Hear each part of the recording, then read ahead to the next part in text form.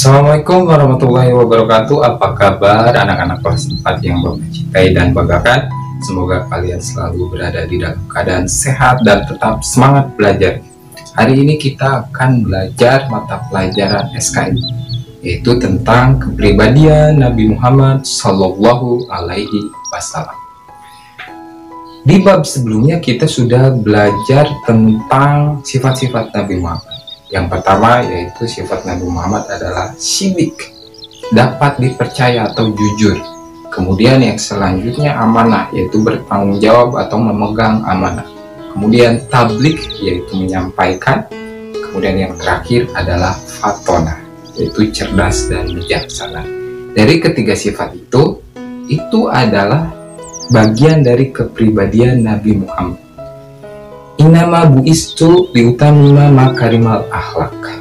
Sesungguhnya aku diutus untuk menyempurnakan akhlak. Kemudian ada lagi bahwa Nabi Muhammad itu memiliki budi pekerti yang baik. Wa innaka la'ala khuluqin azim. Karena sesungguhnya engkau Nabi Muhammad memiliki budi pekerti yang luhur.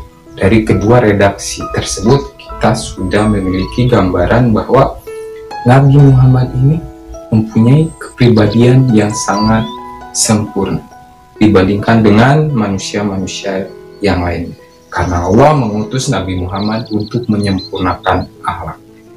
Dan tentunya orang yang diutus oleh Allah untuk menyempurnakan akhlak pastilah mempunyai akhlak yang sempurna agar menjadi teladan bagi seluruh umat manusia. Nah, namun di sini Bapak akan menjelaskan dengan beberapa poin, yaitu diantaranya sikap sabar Nabi Muhammad terhadap kaum kafir Quraisy. Di awal-awal pembelajaran kita sudah mempelajari dakwah Nabi Muhammad di Mekah, kemudian ketabahan Nabi Muhammad ketika berdakwah dan lain sebagainya. Jadi ini hampir sama dengan pembahasan yang di bab-bab awal. Oleh karena itu Bapak akan membahasnya secara singkat saja. Jadi Nabi Muhammad ketika menghadapi kaum kafir Quraisy, Nabi Muhammad tidak gentar sedikit pun. Karena Nabi Muhammad sudah dilapangkan dadanya oleh Allah Subhanahu wa taala. Alam nashrah laka sadrak. Sehingga masalah-masalah sebesar apapun, rintangan-rintangan sebesar apapun akan menjadi kecil ketika menghadapi Nabi Muhammad. Walaupun dicaci, dimaki, dilempari kotoran, bahkan akan dibunuh, Nabi tidak gentar sedikit. Nabi tetap mendakwahkan Islam, menjalankan tugasnya sebagai seorang rasul. Itulah sedikit kisah tentang kesabaran Nabi Muhammad menghadapi kaum kafir Quraisy. Dan bukan hanya terhadap kaum kafir Quraisy saja sabar, terhadap siapapun Nabi akan selalu bersabar. Kemudian selanjutnya yaitu sikap peduli Nabi Muhammad terhadap sesama, terhadap anak yatim dan fakir miskin, terhadap istrinya, kemudian terhadap tetangganya. Yang pertama yaitu terhadap fakir miskin dan terhadap anak yatim. Nabi Muhammad menyeru kita untuk selalu bersedekah, untuk selalu membantu orang-orang yang berada di dalam keadaan sulit dan untuk selalu berzakat. Itu semata-mata karena Nabi Muhammad sangat mengasihi orang-orang fakir miskin atau orang-orang yang berada di dalam keadaan sulit. Kemudian Nabi Muhammad juga sangat memuliakan anak yatim. Contohnya Zaid bin Haritha. Zaid bin Haritha itu adalah seorang anak yatim dan juga seorang budak yang memeluk agama Islam. Kemudian Nabi membebaskannya dari perbudakan dan mengangkatnya menjadi seorang anak. Jadi Zaid bin Haritha ini adalah anak angkat Nabi. Dan ada kisahnya. Zaid bin Haritha ini pernah ikut dengan Nabi berdakwah ke Taif. Ketika di Taif, ketika Nabi Muhammad menyuruh orang-orang kafir di Taif itu untuk memeluk agama Islam, kemudian Nabi Muhammad dan Zaid dilempari oleh batu, oleh kotoran, oleh tulang unta, oleh apa saja, sampai tubuh mereka berdua berdarah-darah. Akhirnya mereka berdua berlari dari Taif. Kemudian setelah berada di luar jangkauan orang-orang Taif itu, Nabi dan Zaid beristirahat di sebuah pohon. Datanglah malaikat penjaga gunung dan berkata, "Wahai Nabi, angkatkanlah tanganmu ke langit. Mohonkanlah kepada Allah agar Allah mengizinkanku untuk melemparkan kedua gunung itu untuk menghimpit kota Taif." Jadi si malaikat ini marah karena kekasih Allah disakiti oleh orang-orang Taif. Tapi apa jawab Nabi Muhammad? "Jangan kau lakukan itu. Mungkin mereka orang-orang Taif tidak tahu tugasku apa, siapa aku. Aku akan mendoakan kepada Allah agar kelak keturunannya menjadi orang-orang yang beriman dan tidak menyekutukan Allah." Begitulah sikap Nabi terhadap kezaliman. Nabi membalas keburukan dengan kebaikan, yaitu dengan mendoakan orang-orang Taif menjadi orang-orang beriman.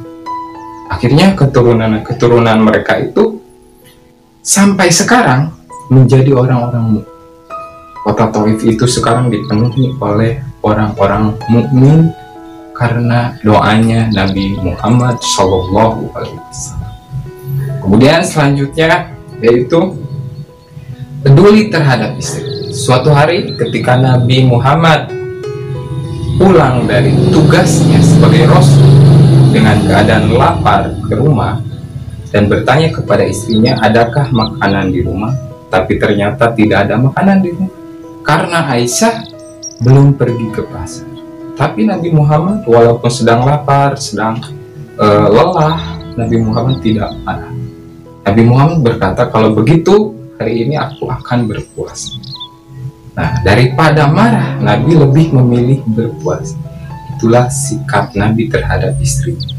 Kemudian ada lagi satu cerita ketika istri Nabi Aisyah cemburu terhadap Ummu Salamah. Waktu itu ada seorang pembantu Ummu Salamah bernama Jariyah datang ke rumah Nabi, mau mengantarkan makanan dari Ummu Salamah untuk Nabi. Kata Aisyah, ada Nabi di sana. Kata Aisyah, "Kamu mau apa ke sini?" "Mau mengantarkan makanan untuk Nabi." "Dari siapa?" "Dari Ummu Salamah." "Kalau kamu tidak kembali ke Ummu Salamah, akan aku lempar piringnya," kata Aisyah tersebut karena Aisyah cemburu.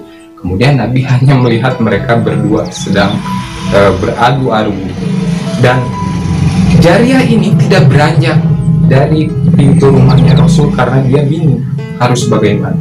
Akhirnya Aisyah dengan keadaan cemburu terhadap Ummu Salamah, dia mengambil makanannya dan melemparkannya makanan itu dan piringnya pecah. Lalu Aisyah berkata, "Tidak ada makan untuk hari ini," kepada Rasul. Namun jawab Rasul apa? Rasul hanya tersenyum dan membereskan sisa-sisa makanan dan pecahan-pecahan piring tersebut sambil tertawa. "Wahai anak-anakku, ibumu sedang marah, jangan kau dekati ibumu itu yang sedang cemburu itu." Itulah Nabi Muhammad ketika menghadapi seorang istrinya yang sedang cemburu. Begitulah seorang perempuan. Jadi memang sudah tabiatnya seorang perempuan seperti itu, tidak bisa dirubah-rubah ya. Bukan berarti Aisyah itu tidak baik, tapi memang Allah membentuk wanita itu dengan sifat yang seperti demikian ya. Kemudian selanjutnya yaitu sikap Nabi terhadap tetangga. Nah, ketika itu Aisyah yang terkenal gemar bersedekah ini sedang membagi-bagikan makanan terhadap semua tetangga. Kemudian Nabi melihatnya, "Wahai Aisyah, apakah semua orang sudah terbagi makanannya? Apakah ada yang terlewatkan? Apakah si fulan sudah kebagian makanan?" Nabi sangat peduli sekali terhadap tetangganya sehingga bertanya-tanya kepada Aisyah. Kemudian jawab Aisyah, si fulan itu adalah nama, bukan nama, tapi seorang Yahudi yang menjadi tetangga Nabi. Ternyata si fulan itu tidak diberi makanan oleh Aisyah, tidak dibagi makanan oleh Aisyah karena dia bukan orang Islam tapi Yahudi. Tapi jawab Nabi, kirimlah dia, berilah dia makanan. Walaupun dia orang Yahudi tapi dia tetangga kita. Itulah Nabi Muhammad bersikap terhadap tetangga. Nabi Muhammad tidak pernah membeda-bedakan agamanya, sukunya, kekayaannya, bangsanya, atau apa saja.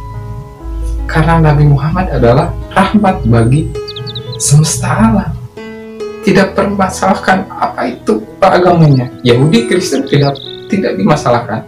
Yang penting mereka baik terhadap kita, tidak memerangi kita, tidak mengusir kita dari rumah kita.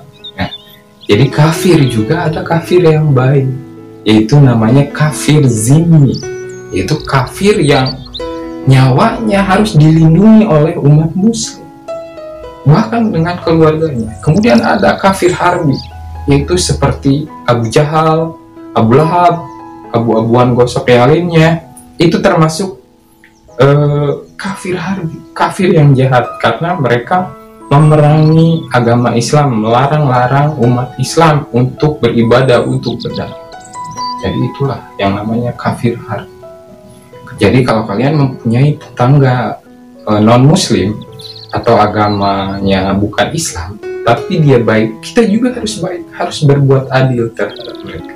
Karena itulah yang dicontohkan oleh Nabi Muhammad Shallallahu Alaihi Wasallam.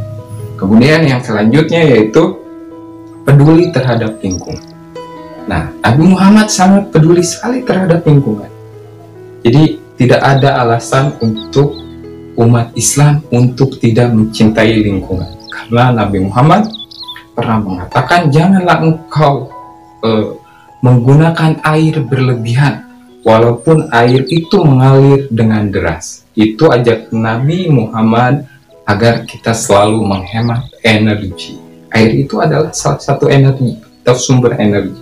Kemudian tanamlah pohon-pohonan di lahan yang kosong, karena sesungguhnya ketika pohon itu tumbuh kemudian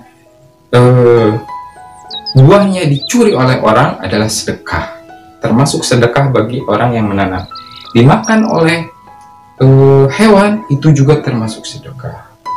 Jadi Nabi Muhammad itu sangat mencintai lingkungan. Ketika perang pun bahkan kita dilarang, para sahabat dilarang untuk merusak pohon. Itu ketika perang. Apalagi ketika tidak perang. Ketika tidak perang, kita tidak boleh merusak pohon walaupun hanya mencabut daunnya. Kalau tidak ada perlunya, kita tidak boleh merusak pohon. Kalau tidak ada manfaatnya, kita tidak boleh merusak. Kemudian Nabi Muhammad juga sangat mencintai binatang. Kita tidak boleh menyembelih hewan di depan hewan ternak yang lain, karena itu akan membuat takut hewan ternak yang lain. Kita boleh menyembelih, kita boleh memakan hewan, asalkan itu untuk manfaat bagi kita, bermanfaat bagi kita. Kalau kita menyakiti hewan tanpa ada manfaatnya, itu sangat dilarang sekali oleh Nabi Muhammad SAW. Jadi tidak ada alasan bagi seorang mukmin untuk tidak mencintai lingkungan, untuk tidak menjadi aktivis lingkungan. Jadi kalian harus menjadi orang yang mencintai lingkungan minimal. Lebih bagus kalian jadi menjadi aktivis lingkungan yang memperbaiki lingkungan ini, dari sampah, dari kegundulan hutan dan dari apapun itu yang merusak lingkungan. Kemudian selanjutnya yaitu Nabi Muhammad ketika menyampaikan kebenaran. Sikap santun Nabi Muhammad ketika menyampaikan kebenaran. Tentu saja sikapnya Nabi Muhammad ketika menyampaikan kebenaran adalah tidak dengan menggunakan kata-kata yang keji, kata-kata yang kotor. Karena tidak mungkin seorang nabi yang diutus untuk menyempurnakan akhlak ketika menyampaikan suatu kebenaran dengan kata-kata yang buruk. Pastilah Nabi Muhammad menggunakan kata-kata yang baik dan juga ya. Karena Nabi Muhammad dibimbing langsung oleh Allah melalui malaikat Jibril. Itulah pembahasan hari ini dari Bapak yang bisa Bapak sampaikan. Mohon maaf bila ada kesalahan dari kata-kata yang Bapak ucapkan. Terima kasih. Wassalamualaikum warahmatullahi wabarakatuh.